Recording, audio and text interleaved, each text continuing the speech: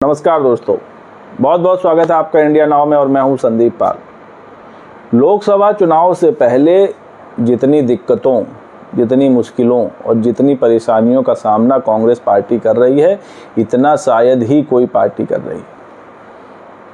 एक समय कांग्रेस पार्टी देश की सबसे बड़ी पार्टी थी और आज वो सिमट कर बहुत छोटी होती जा रही है। उसके साथ ही उसका साथ छोड़ कर जा रहे हैं। कांग्रेस के जो कभी दिग्गज नेता होते थे, पार्टी के रणनीतिकार होते थे, पार्टी के चिंतक होते थे, उन सभी ने कांग्रेस का साथ छोड़ दिया। क्या कांग्रेस डूबती नाव बन गई है?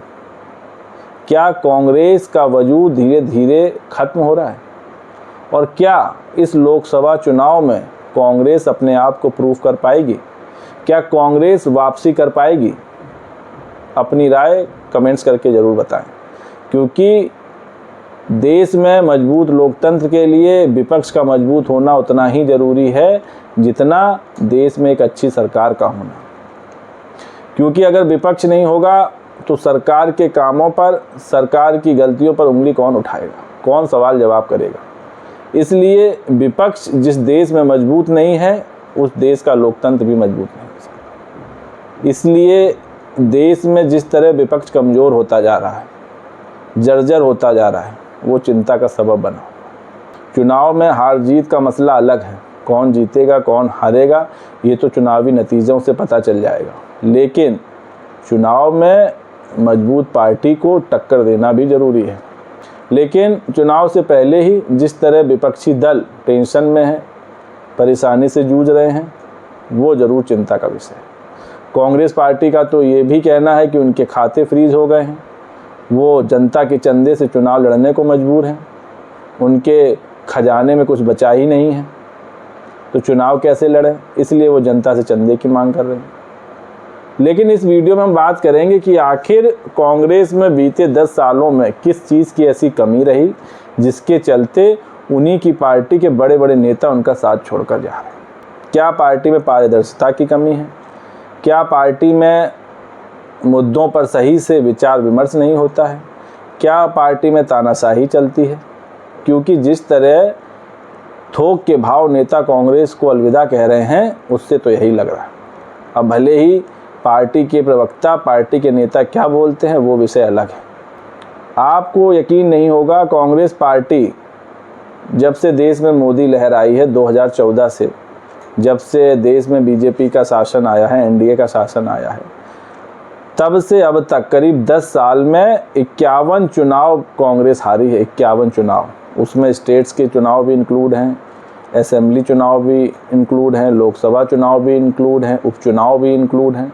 सभी चुनाव को मिलाकर ओवरऑल करीब 51 चुनाव कांग्रेस पार्टी हारी है और 10 साल में कांग्रेस पार्टी के करीब 50 बड़े नेताओं ने उनका साथ छोड़ा। 50 मार दिए नेताओं ने कांग्रेस से साथ छोड़ने के मामले में। अभी हाल ही में कुछ दिन पहले तो 24 घंटे के अंदर ही 3 नेताओं ने पार्टी छोड़ दी थी, जिसमें मुक्केबाज आपके विजेंद्र सिंह थे, गौरव भल्लव थे और महाराष्ट्र कांग्रेस के बड़े नेता और कांग्रेस के पुराने साथी संजय निरुपम भी शामिल थे। संजय निरुपम और विजेंद्र सिंह, इन्होंने अवसरवादिता के चलते कांग्रेस का साथ छोड़ा या फिर बीजेपी के प्रति इनका आकर्षण इतना बढ़ गया था कि ये कांग्रेस में अपने को सेट नहीं कर पा रहे थे, इनको कांग्रेस में घुटन हो रही थी, ये तो वही जाने। लेकिन कांग्रेस का साथ छोड़ने की मानो होड़ मची हुई है। 10 सालों के आंकड़ों पर अगर आप नज़र डालेंगे तो 2014 से अब तक करीब 12 पूर्व मुख्यमंत्री कांग्रेस का साथ छोड़ चुके हैं। 12 मुख्यमंत्री। और देश की जो सबसे पुरानी पार्टी है कांग्रेस, ज़्यादातर नेता कांग्रेस का साथ छोड़कर बीजेपी में शामिल हुए, उसी के गुणगान गा रहे हैं। जो कभी कांग्रेस में रहकर बीजेपी को पानी पी कर कोसते थे, अब वही बीजेपी में शामिल होते ही अब उन्होंने अपनी मिसाइल मोड़ ली है कांग्रेस की तरफ। अब कांग्रेस की तरफ बयानों की फायरिंग हो रही है। अब आपको उन 12 पूर्व मुख्यमंत्रियों के नाम बताते हैं जिन्होंने कांग्रेस का साथ छोड़ा है बीते 10 सालों में। अशोक चौहान जो महाराष्ट्र के मुख्यमंत्री थे, कहाँ चले गए? भाजपा में। किरण कुमार रेड्डी जो मुख्यमंत्री थे, ये कहाँ चले गए? भाजपा में। दिगंबर कामत ये मुख्यमंत्री थे, ये भी चले गए भाजपा में। गुलाम नबी आज़ाद, इन्होंने हाल ही में कांग्रेस का साथ छोड़ा, उन्होंने अपनी नई पार्टी बना ली। रवि नायक, ये भी भाजपा में चले गए हैं। कैप्टन अमरिंदर सिंह, पंजाब के मुख्यमंत्री हुआ करते थे, ये भी भाजपा में शामिल हैं। SM कृष्णा, ये बहुत बड़े दिग्गज नेता थे कांग्रेस के, इन्होंने भी भाजपा का दामन थाम लिया है। ND तिवारी, इनका तो मुद्दा सब लोग जानते थे, सुर्खियों में भी बहुत रहते थे, ये भी भाजपा में शामिल हो गए थे 2017 में। पेमा खांडू भी शामिल हो गए थे। अजीत जोगी, छत्तीसगढ़ वाले, इन्होंने अपनी नई पार्टी बनाई है। और विजय बहुगुणा, इन्होंने भी कांग्रेस का दामन छोड़कर BJP में शामिल हो गए। तो ये आंकड़े हैं पिछले 10 साल के, जब कांग्रेस के पूर्व मुख्यमंत्री BJP में शामिल हुए। और जो बड़े नेता कांग्रेस को छोड़ के गए, उनमें हेमंत बिस्वा शामिल हैं, चौधरी वीरेंद्र सिंह हैं, रंजीत देशमुख हैं, GK वासन हैं, जयंती नटराजन हैं, रीता बहुगुणा हैं, N वीरोन सिंह हैं, शंकर सिंह बघेला हैं, ज्योतिरादित्य सिंधिया हैं, KP यादव हैं, प्रियंका चतुर्वेदी हैं, PC चाकू हैं, नितिन प्रसाद हैं, सुष्मिता देव हैं, ललितेश त्रिपाठी हैं, पंकज मलिक हैं। मतलब लिस्ट इतनी बड़ी है कि पढ़ते पढ़ते आप थक जाएंगे। हार्दिक पटेल हैं, सुनील जाखड़ हैं, कपिल सिब्बल हैं, कुलदीप बिश्नोई हैं, जयवीर शेरगिल हैं, अनिल एंटनी हैं, CR केसवन हैं। ये नाम हैं, बड़े बड़े नाम हैं, और वो 12 पूर्व मुख्यमंत्री जिन्होंने कांग्रेस का साथ छोड़ दिया था। तो कांग्रेस की स्थिति इस वक्त बड़ी दयनीय चल रही है। कांग्रेस को बताया जा रहा है कि बैकफुट पर है, और मुकाबला इस बार बड़ा दिलचस्प होगा, या कांटे की टक्कर होगी, या एक तरफा होगा। ये तो चुनाव के नतीजे बताएंगे, 4 जून के नतीजे बताएंगे।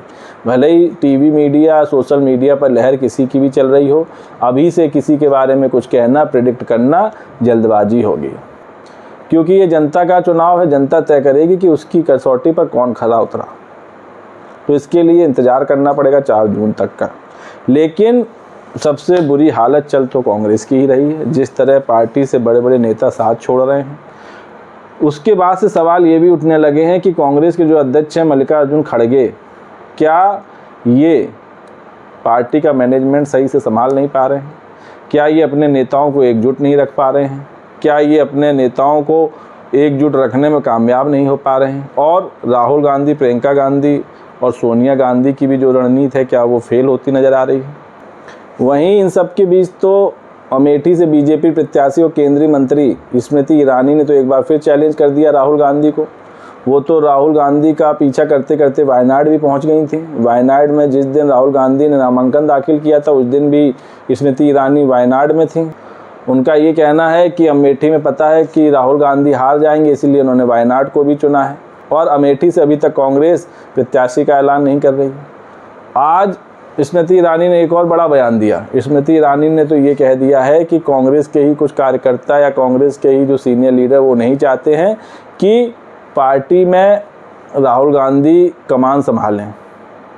वो चाहते हैं कि वो कुछ दिन के लिए राजनीति से दूर हो जाएं।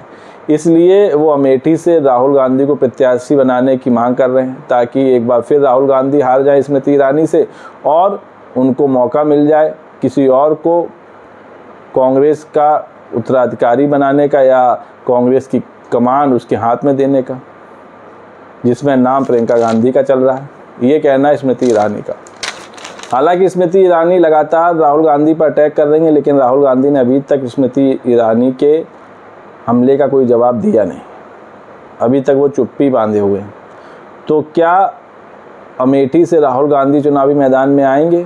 क्या वो स्मृति के सवालों का जवाब देंगे, उनके हमले का जवाब देंगे? ये देखने वाली बात होगी। फिलहाल कांग्रेस की स्थिति लोकसभा चुनावों से पहले काफ़ी कमज़ोर दिख रही है। तो दोस्तों, आपको क्या लगता है कि कांग्रेस 2024 के लोकसभा चुनाव में कमबैक करेगी? क्या कांग्रेस अपना खोया हुआ वजूद दोबारा हासिल कर पाएगी? क्या कांग्रेस इस चुनाव में एक नए अवतार में नज़र आएगी? कांग्रेस हिट होगी या फ्लॉप होगी? अपनी राय कमेंट्स करके दें। वीडियो पसंद आया हो तो चैनल को लाइक, शेयर और सब्सक्राइब करना ना भूलें। तब तक के लिए नमस्कार।